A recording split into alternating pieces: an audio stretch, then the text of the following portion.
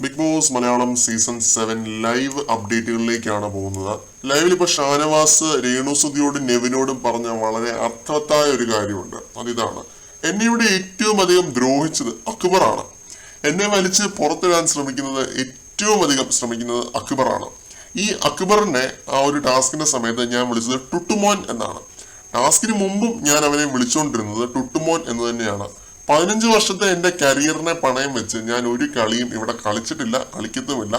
എൻ്റെ social media എടുത്ത് നോക്കിയാൽ കാണാം, അതിൽ എൻ്റെ ഫാമിലിയുടെ ഫോട്ടോസോ കാര്യങ്ങളോ ഒന്നുമില്ല. ഞാനൊരു സെലിബ്രിറ്റിയാണ്, പക്ഷെ വെറുതെ ഫാമിലിയെ സോഷ്യൽ മീഡിയയിൽ ഇട്ട് വലിച്ചു കീറാൻ ഞാൻ ആഗ്രഹിക്കുന്നില്ല. അപ്പൊ ഞാൻ പറയുന്നു, ബിഗ് ബോസിലെ ജീവിതം നന്നാക്കാനും നശിപ്പിക്കാനും ഒക്കെ എളുപ്പത്തിൽ പറ്റുമെന്ന്. അത് തന്നെ, അക്ബർ അവന്റെ ജീവിതം നശിപ്പിച്ചുകൊണ്ടിരിക്കുകയാണ് എന്ന് ഷാനവാസ് പറയുന്നുണ്ട്. ഷാനവാസിന്റെ ഈ അക്ബർ വിളി കേൾക്കാൻ നല്ല രസമാണ്. അതാണ് ഞാനും അക്ബർ എന്ന് പറഞ്ഞത്. ഇതിന്റെ തുടക്കം രേണുസുതി ഒരു കാര്യം പറഞ്ഞതിലൂടെയാണ് കേട്ടോ. വന്നു കയറിയ 2ാമത്തെ ദിവസമാണ് അവൻ എന്നെ അങ്ങനെ വിളിച്ചത്, അതാണ് എന്റെ വിഷമം എന്ന് രേണുസുതി പറയുന്നുണ്ട്. ഇത് കഴിഞ്ഞാണ് ഷാനവാസ് ആ ഒരു കാര്യം പറയുന്നത്.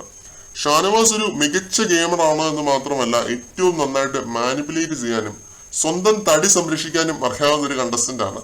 സാധാരണ സീരിയൽ നടനും BB എന്ന് പറയുമ്പോൾ ഇങ്ങനെ പതുങ്ങിയിരിക്കുന്ന ആളുകളെയാണ് നമ്മൾ കാണുന്നത്. പക്ഷെ അങ്ങനെയുള്ള സകല സ്റ്റീരിയോ ടൈപ്പുകളെ ഈ ഒരു ഒറ്റ മത്സരാർത്ഥി തകർത്തെറിഞ്ഞ് നല്ല രീതിയിലാണ് ഷാനവാസ് മുന്നോട്ട് പോയിക്കൊണ്ടിരിക്കുന്നത്. നന്നായിട്ട് മൈൻഡ് ഗെയിം കളിക്കാൻ അറിയാവുന്ന ഒരു മൈൻഡ് ഗെയിമറാണ്.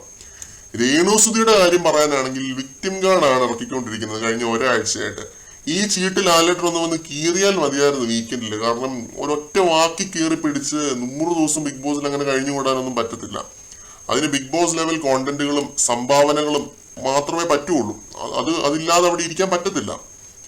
അപ്പോൾ രേണുസുതിയെ കൊണ്ട് അതിനെ സാധിക്കും എന്നും എനിക്ക് തോന്നുന്നില്ല. കാരണം ഈ ഒരു 2 വാക്ക് കൊണ്ട് എത്ര ദിവസം ഇവര് മുന്നോട്ട് പോകാനാണ്? അല്ലെ പിന്നെ വീണ്ടും ആ ഒരു കാര്യത്തെ കയറി പിടിച്ച് വീണ്ടും അക്ബറിനെ കൊണ്ട് വേറെ എന്തെങ്കിലും പറയിപ്പിക്കണം.